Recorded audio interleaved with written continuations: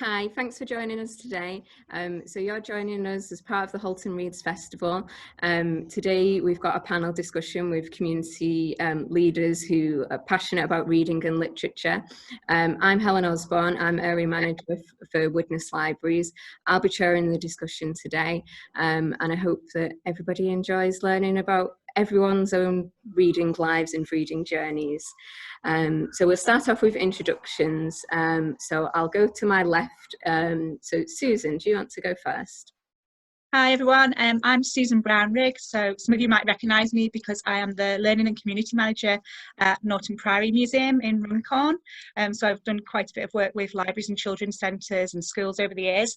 But I this year became an author at long last. So I'm the author of Gracie Fairshot and the Mysterious Gift. Excellent. So, Mel, would you like to introduce yourself? Oh, hi, yeah. Hello, everybody. My name's Milorad Vasic. I'm the Strategic Director for People. So I've got overall responsibility for education, children's services, adult services in Halton. And the reason why I want to take part in this is reading has been such a fundamental part of my life. And maybe get into that as we discuss as to why it's so important, or I think it's important. And we'll take it from there, I think. But other than that, I'm just really pleased to be part of the discussion. Yeah, thanks for joining us, Mel. Louise? Yep, my name's Louise Nulty and I'm the manager of the studio, which is in Lacey Street in Widnes, community arts venue. But I'm also an actor that can't do without books really. So everything I do tends to be connected some way with literature. So yeah, great to be here to represent the two sides of me and literature. Thank you. So I'll get started. I've got some questions and hopefully we'll just have some discussion flowing from them. So first I'll start with Susan. So what's your favourite book and what does it mean to you? So I always dread that question, what's your favourite one, book? Isn't it? I always think a favourite book is a book that you go back to time and time again and read over and over again, and I never do that because there's just so many books out there. My to be read pile is crazy, so I'm always looking for the next read. But I suppose favourite books are books that really kind of connect with you when you're kind of reading it and you get to the end. So I always, if I do answer it, I normally say either Goodnight Mr. Tom by Michelle Margarin or Carter Beats the Devil, which is an adult book by Glenn David Gould as well. But yeah, it's very, very difficult because it changes all the time. I've just read Invisible in a Bright Light as well by Sally Gardner, which I just absolutely adored. It's always, there's usually a character in there that I really love, or seeing somebody change through the plot of the book. So like in Goodnight Mr. Tom, how Willie and Mr. Tom's relationship changes over time and you see them kind of really grow as people. So yeah, that's what I always find satisfying. That's what makes a favourite read for me, I think. Yeah, I'm similar to yourself. That question is so daunting. What is your favourite book? And I think it changes so much throughout your life as well, doesn't it? I use Goodreads to track what I'm reading, and there's like the review system of 5 stars, and nothing's ever 5-star for me because I'm not that I'm stingy, but I always feel like, wow, if it's 5-star, it's got to be something that I'd want to read again and again and again. And like you say, Susan, there's just so many books out there. Like, life's too short. I want to go on to the next one and discover new characters and go on new journeys. So yeah, it's quite a difficult question for me to answer as well, really. Do you have a favourite book, Louise, that you thought of and want to share? Yeah, I agree. It's a really tricky one, and I think there's a temptation to go, oh, I must say something really, impressive. But I do enjoy going back to books because it's like a film, isn't it? It's like going back to the place that's known, familiar, comfortable.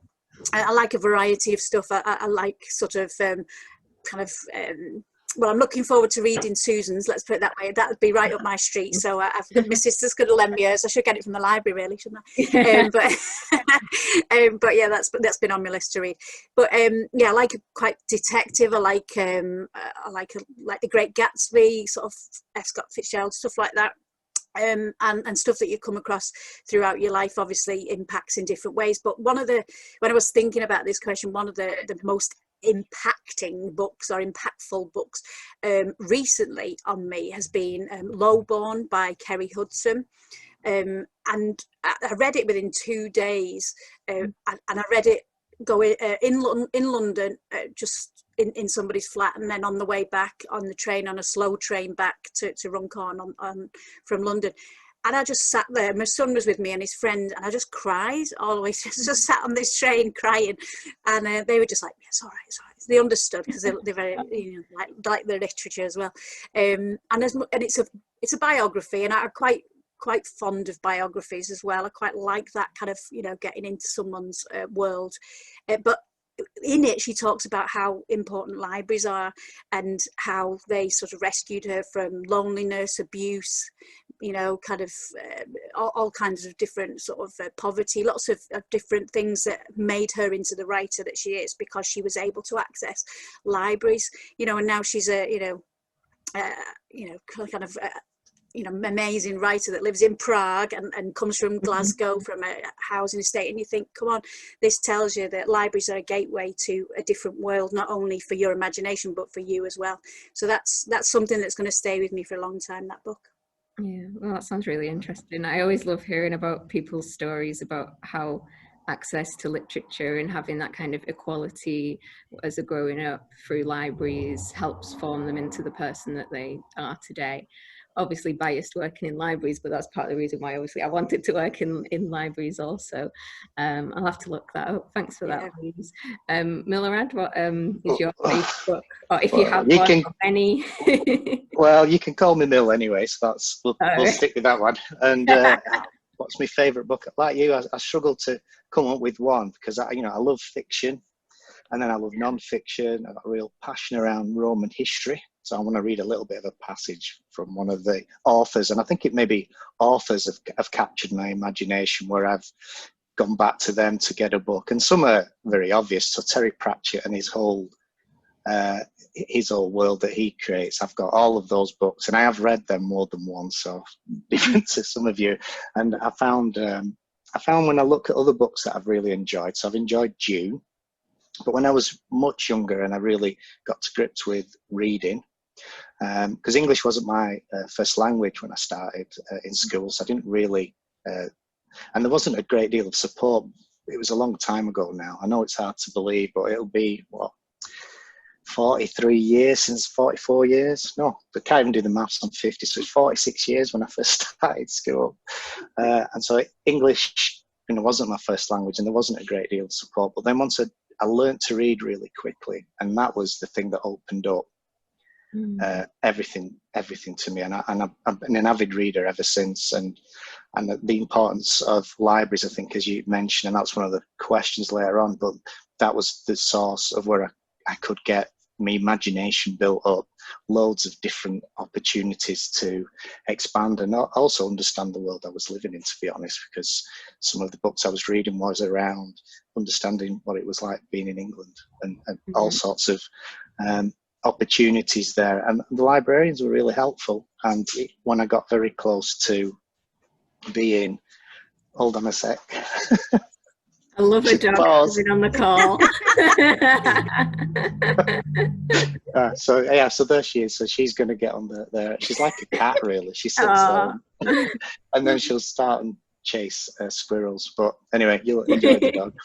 Yeah. So I think so reading was a massive thing to me, and so all books were really important, I think. And I never. I give every book a chance, if you like. But ones books that I like and authors are ones who create a complex set of relationships between individuals. And the one that really stuck out from when I was younger, it's a little bit twee, but was Tolkien and Lord of the Rings. And I was about 8, so that was a big step to sit there and read that. And that was a book I read quite a few times. And I don't know whether that felt like it demonstrated to me I'd progressed as a reader, reading proper books rather than wide range readers that I was being given at school. But I got lost in that world, and that gave me an escape, I think, from everything else that went on. And that passion, if you like, for alternatives carried on. So, Frank Herbert and Dune is another series that I really loved and followed through with Stephen Donaldson and other authors who've created a different world, but actually deal with the real world issues that we are, but from a different perspective. And I found that quite interesting and made me think.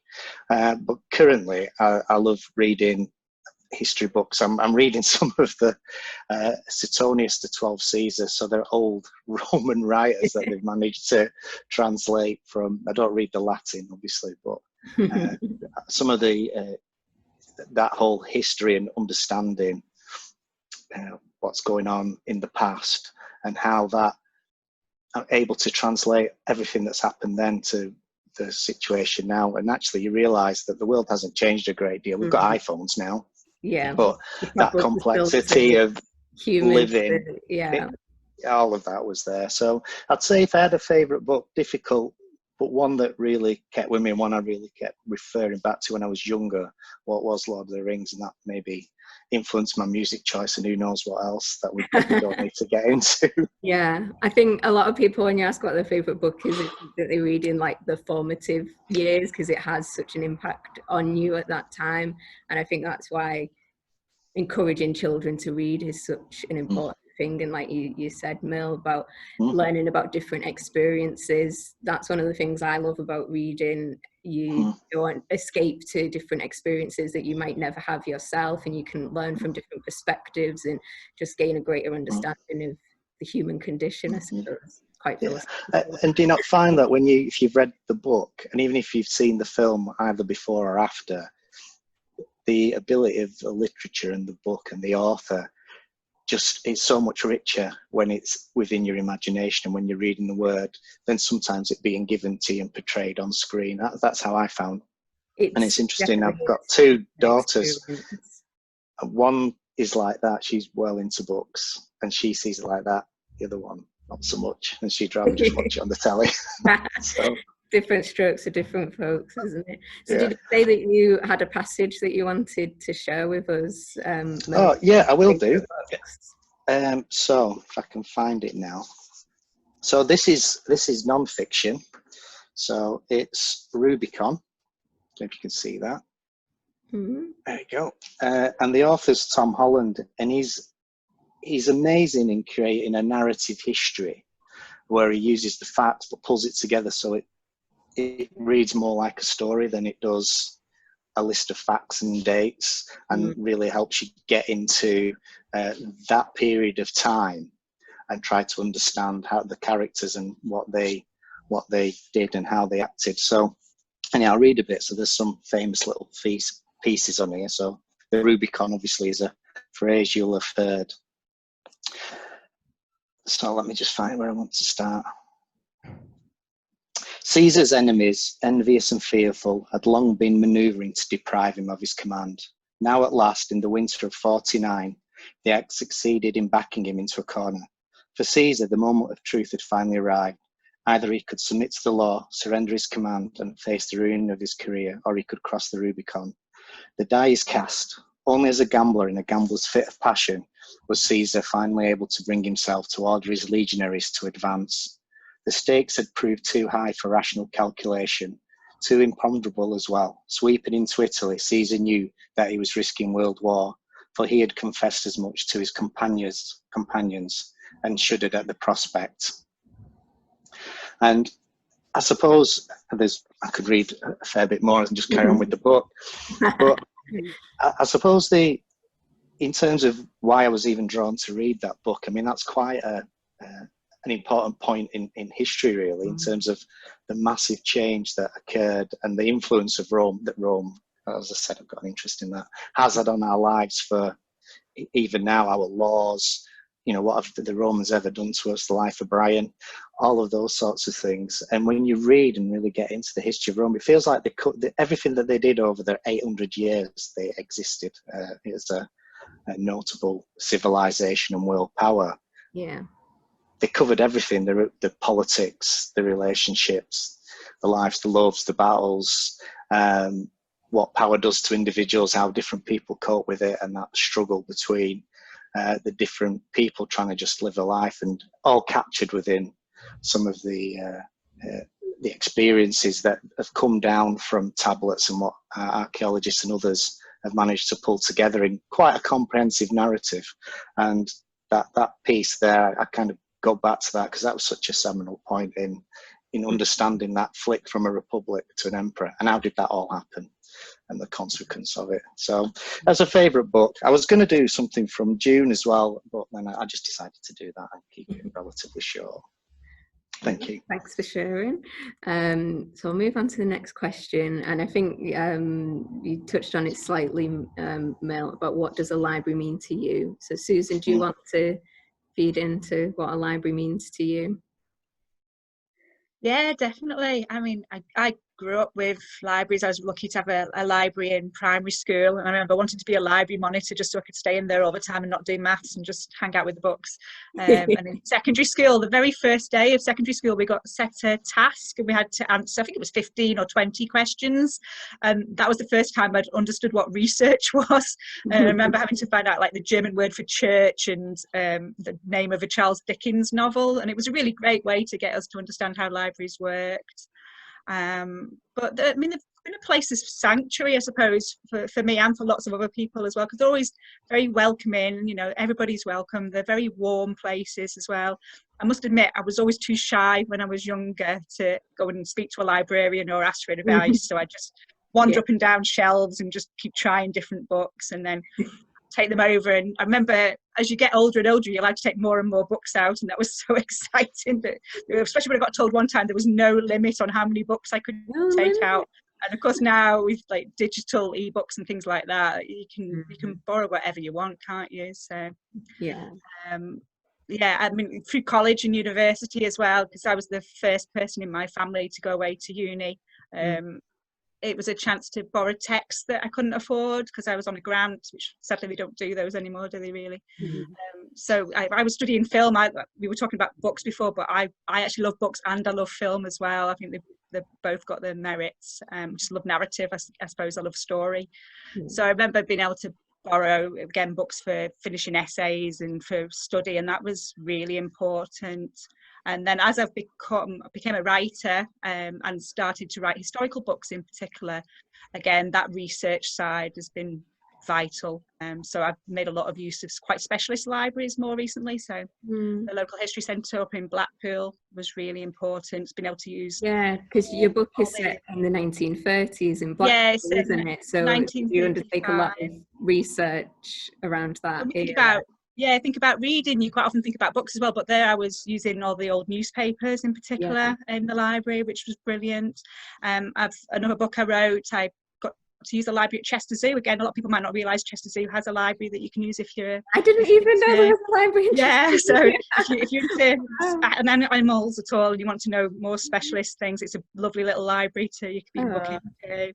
And then of course libraries, you know, from working at the museum, have just been, and as an author again, have become a brilliant way to connect to children and to their families and get to meet people, and hopefully, you know, as time goes on, I'll be able to do more events with libraries and encourage children to love reading. It's not just about books, as I said. I mean, I'm always on my phone and reading articles on my phone and reading, you know, everything and anything. So any reading is good, I always think.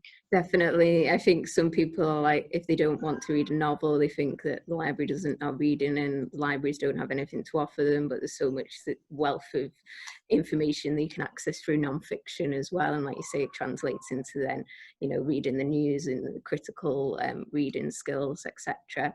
I love hearing everyone's stories about library usage when they were a kid. I just find it really heartwarming working in the library myself. And I manage Widnes Library, and that's the library that I used when I was growing up. And my memories of using the library as a kid was, I always remember I felt dead special because they ordered a book in for me that I requested. And like, that's a service that we offer to everyone. Like, it wasn't special treatment, but I think for a child to be told that like the library can get hold of any book that you want, it's just like mind-blowing.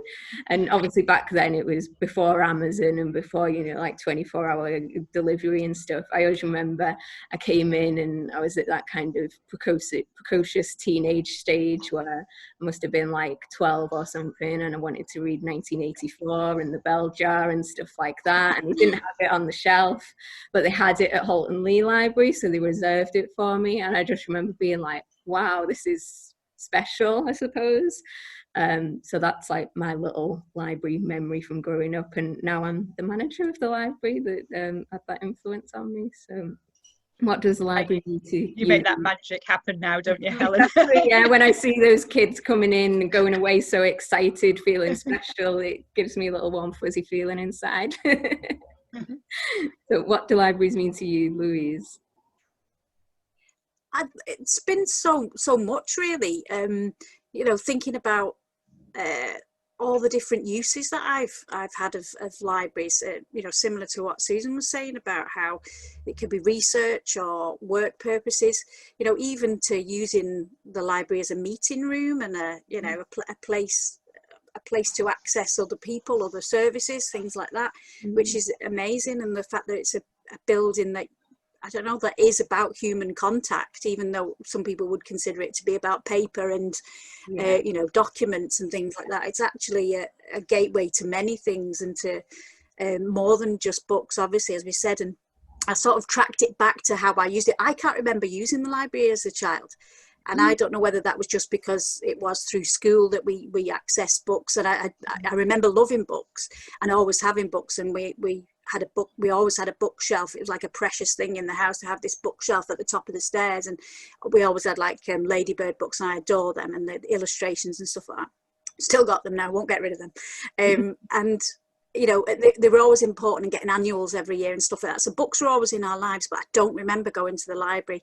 I remember book club, you know, when the kind of publishers would come to school and you get to pick a book or buy a book or something like that. Yeah, I loved book fair. Oh, I was like, it's like so excited. And I can remember winning books as awards for work at school, and I've still got them as well.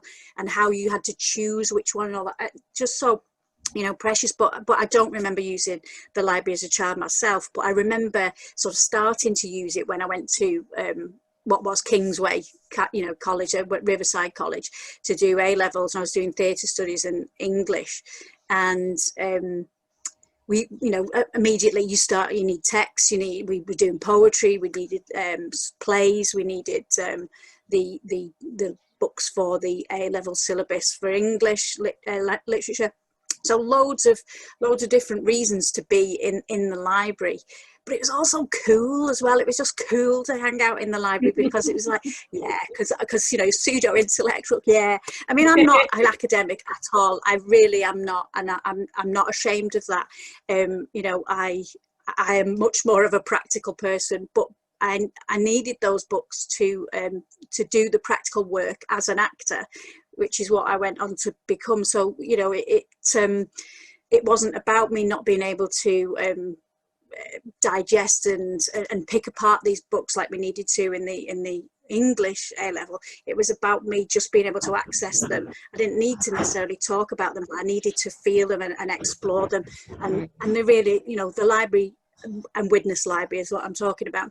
And I can remember the different areas where they were, you know, and how it's different now. And I can remember, you know, I used to go around there for the plays, and it was that, you know, it's a lovely kind of just sort of memory of knowing what corners of the library you would hang out in. And so I remember that very clearly. And then I remember taking my son to the library after gymnastics at Kingsway Leisure Centre on a Saturday morning. It was before I drove, so we used to get the bus or walk down from Appleton and through the park, all that kind of, it's very romantic. And then you'd go to gymnastics, do a little bit of exercise, and then we'd walk to the library. And I swear he was more into the books than he was to the gymnastics. And this is his room actually now, so that's one of his bookshelves.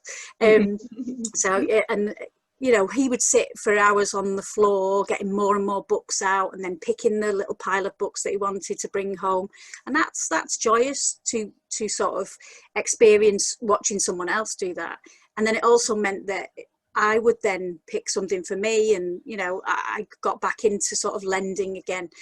And then sort of more recently, it's been for work purposes and for research and working with Nikki and Trudy and, you know, kind of, I've done a lot of historic kind of projects, theatre projects, and just general arts projects that have a history kind of element, local history. And the absolute, you know, the amount of stuff there for local history is just amazing. It would always be my first port of call, you know, getting into the reference. being able to look at the reference books that you can't take out.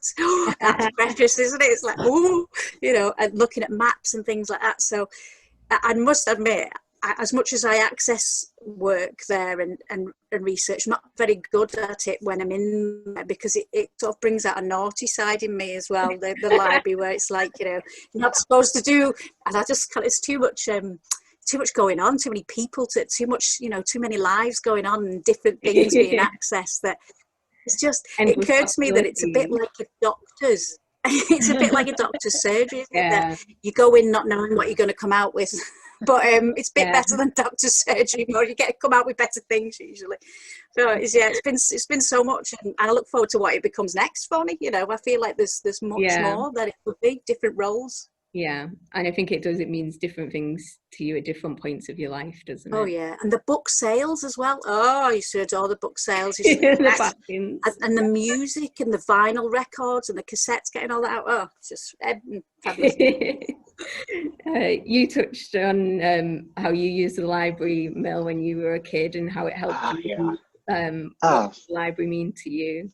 Well, I was interested to hear lots of what everyone else has said and how you can relate to something similar at times. I mean, the naughty side, there was like one row of shelves where on the one side was the books I should be reading, and the other side were the adult books. and I got into horror quite quickly, so I'll put the genre in there straight away. and getting James Herbert out and Stephen King at the time, and the librarian letting me with a kind of, I know you should have, you've been coming here a lot. I love that. We still get kids like that now, and sometimes I'll get staff coming to me and being like, there's this kid and I don't know if they're too young to take this book out, and I'm like, oh, you know, the parents can bet it when they get home, or it might be an advanced reader. We don't censor things. It's a great opportunity, and that they'll be going away with that little buzz thinking like, oh, I shouldn't have this, but then if they go and read it, what will they learn from that, and the experiences as well? It's and sometimes even if you pick a book that might just be too much for you at the time, I don't think that's a bad thing, because I've talked, because I used to take both my children, they're sort of 16 and 17 now, but when they were younger, going to the library was still a brilliant thing, and they were very much like, I think you described, Louise, they'd be on the floor with thousands of books out and getting different things out, and they'd get books that you go, really, you're going to be able to read that? And they take it and they pretend to do, or they do, and then about 2 years later, they're like, I thought you'd read that. I know, but I don't think I really understood it when I was there. And I just think that's great, because you just love the word and books, and seeing different things in terms of, you know, what other people are reading, and maybe picking it up and trying out different kinds of books that you wouldn't necessarily go and think, oh, I'll go buy that book, because you don't know anything about whether you like that kind of thing. And there's such a wide variety of things you can do and open your mind up. And I always encourage my children to go into the library and really take in that feast of literature, as it were. And possibilities, isn't it? Yeah, and some do, some don't. I mean, and then obviously libraries are different things to different people now. I suppose the sad bit for me is that we've not been able to maintain some of those smaller community library settings, which maybe didn't have the books that you said, and you were able to say, oh, can I have, you know, number 2 in this series, and someone would get it for you. Because just the ease within which I was able just to walk up the road from where I lived on my own with a couple of mates, whatever, and go in, whereas I was too young to get on the bus and go into the main town library, which I did with my mum. But that I think is a bit of a loss, maybe, that it is difficult, because, you know, it's that immediate chance opportunity to go, oh, we'll just go in there now because it's raining, it's somewhere to go, and you get a book out, and then you can get involved. That we've lost as a society, and that's a little bit sad, and you can understand why. We are very lucky in Halton that we still have our 4 libraries, and we've not had to close any. And I know Ditton Library and Rubycon Library, like you say, they have very close-knit communities that use them because of, you know, they're not necessarily going to go into the town centre to access it, and it makes it more accessible for them. So we are really proud of those services. But obviously, in areas across the country, it's not as fortunate.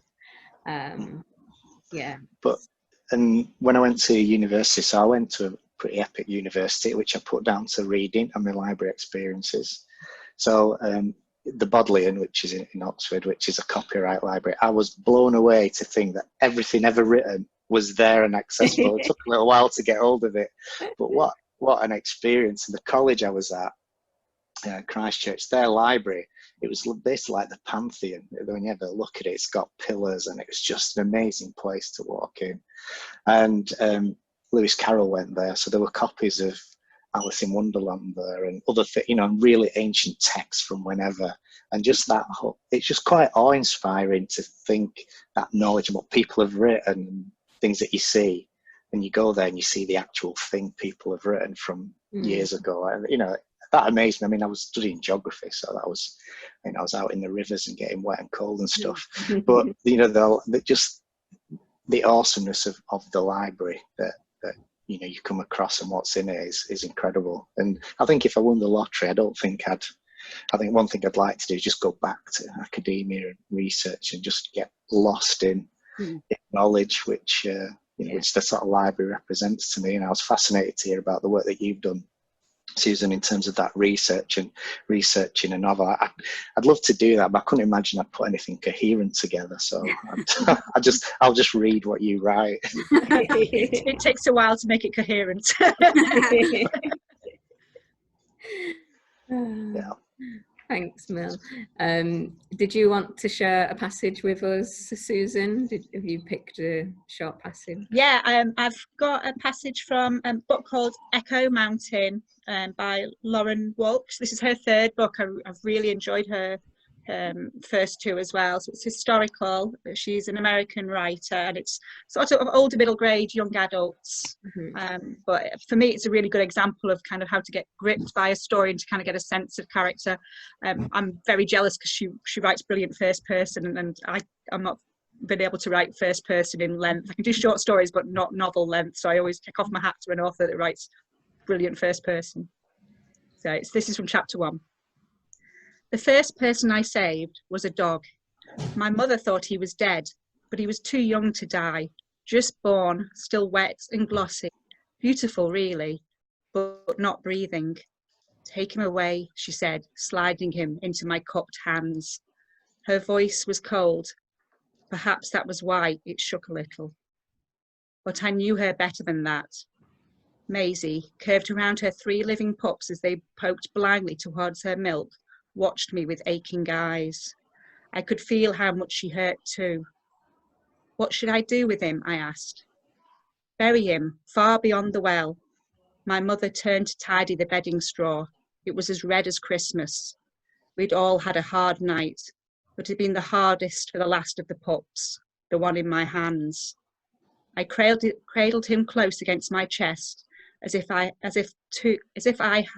had 2 hearts, but only one of them beating, then carried him away from the woodshed into the pale spill of morning light, past the cabin towards the well and a grave waiting beyond it. But then I stopped, looked back, and there on the cabin's broad granite step, a wooden pail brimming with cold water, waiting to be useful. I didn't know what was about to happen, but a little flicker in my chest flamed at the sight of that water full of green and blue from the tree, the sky overhead, calm, simple. It spoke to me with a voice louder than my mother's as she stood at the door of the woodshed, bloody straw bundled in her hands, and said, "Go on then, Ellie." But I didn't go on then. The flicker, the flame, the voice all tugged me towards the bucket, where I plunged the baby dog deep into the cold, cold water and held him there until I felt him suddenly lurch and struggle. "Ellie, what are you doing?" my mother said, dropping the straw and rushing towards me. But she stopped and stirred when I lifted the dripping, squirming pup and pulled him back against my chest. "He's not dead," I said, smiling. "Not dead at all." No. I feel quite emotional just rereading that section, because I mean, anything with a dog in it gets me every time anyway. And the dog's okay, which is always good. But the author cleverly kind of makes use of that scene in another way later on. So there's a nice sort of touchstone moment where you kind of connect the 2 scenes. And that for me is really clever when an author can do that. So she's very skilled, and it's a great book. I highly recommend it. Yeah, it had me gripped. It reminded me a bit of Charlotte's Web, which is one of my well, I had Charlotte's books. Web with me, actually. That was one of my choices. That first one line. of my favourite childhood books. Yeah. I think Fern as a character in her relationship with Wilbur is just, as a child. There's that drama, isn't it? Because it's quite dark, that beginning. The same with Charlotte's Web, where Daddy, where are you going with that axe? For people that think children's books are always, simple and nice and easy, that's luckily not true at all, because children can take a lot in a plot and take a lot about character, and they understand what's going on in the world. And I think that's how they learn about human experiences, isn't it, and how to process their own thoughts very much as well. I liked that. So Louise, do you have a favorite place to read? I think as I mentioned before, reading on the train was always something I loved doing. I haven't been on the train so much. Well, not many of us have this year, but I used to travel to drama school every day on the train at 7:30 in the morning, and if I was lucky enough to be able to sit down, which is not very often on the train to Manchester, then reading, and either reading the text that we were looking at, or just reading for pleasure. It's that time. There's like a time on a train, isn't it, when you're traveling, that you can't do anything about. You've got to accept that time is that time, and what better way than to sort of go into a different world with it. So either on a train or in bed. I'm not very good at I'm not very good as a daytime reader. It's always work if it's daytime. If it's pleasure, I have to sort of be like that. Curled up like that. Don't know why. So they'd be my two favourite go-to places for reading. Yeah, I can't read in bed much because it just sends me to sleep too quickly. I read like 2 or 3 pages and then I'm like, oh, going to sleep. Go back again over. Yeah. I like reading outside, in the garden, in nature, on holiday, maybe one day soon, on a beach. What's that? Yeah. I know, yeah, in a previous world.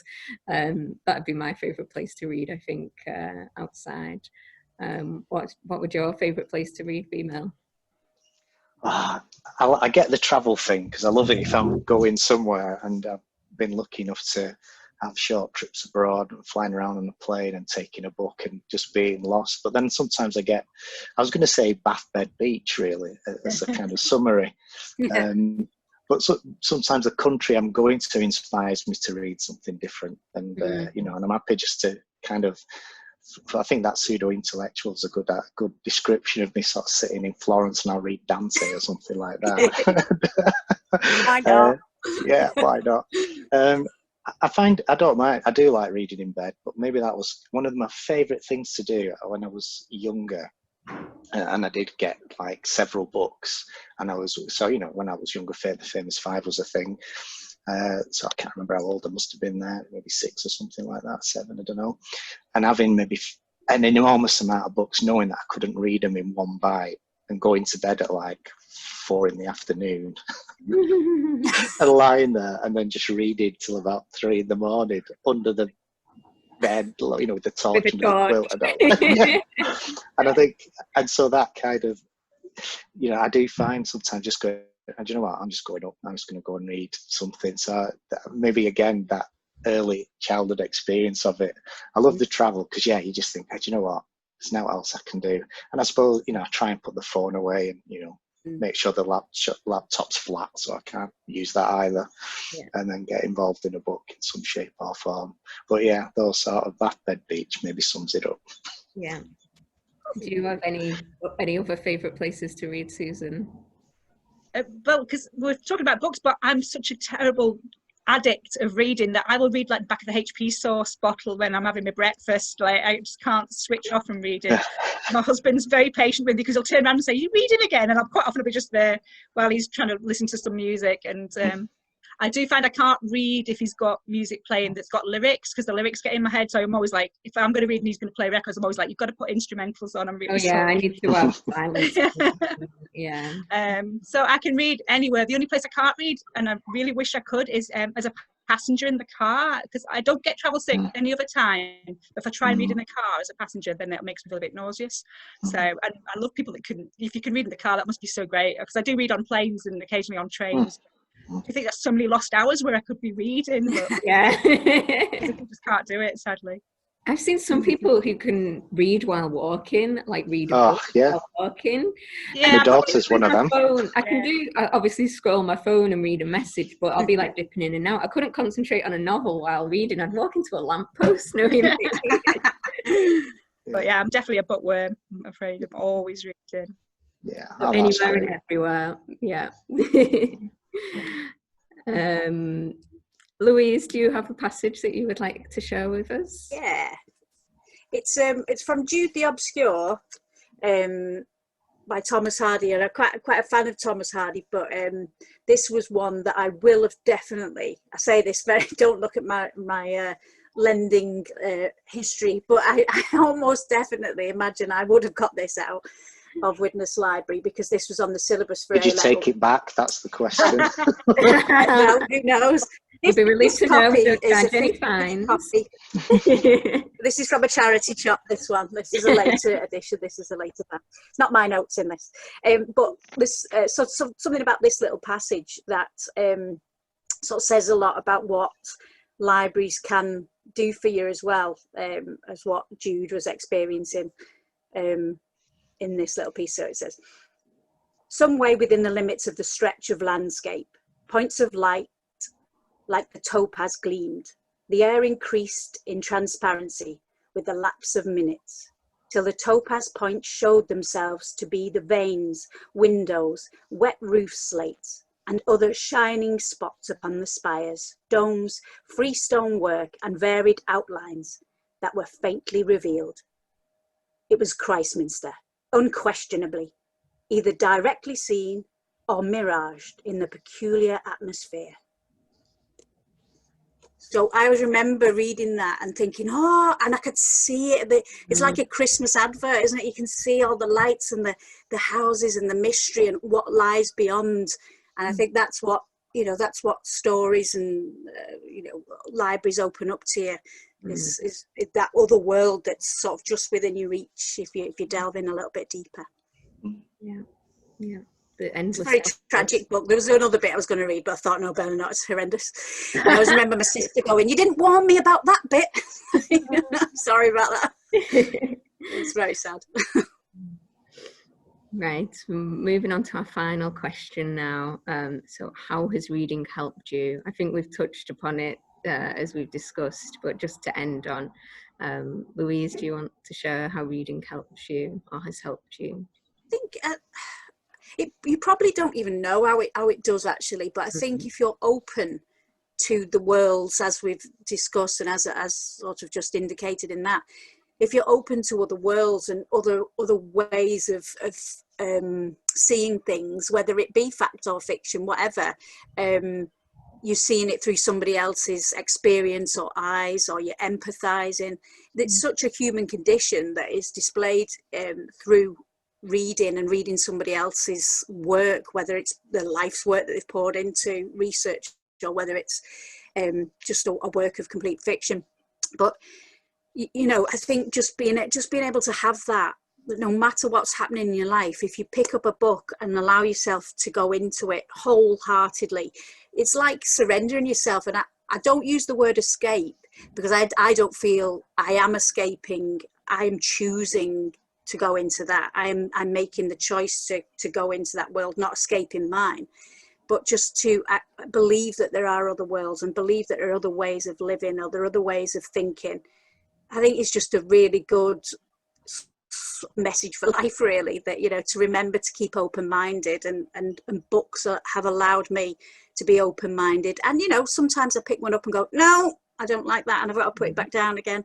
But, and then sometimes I have to be in the mood for things and you go, I can't go there. And, but just knowing that there's this other world that you can go into, I think is, I think it's a joy, and, to pass that on to people, and when people say they don't read, you kind of like,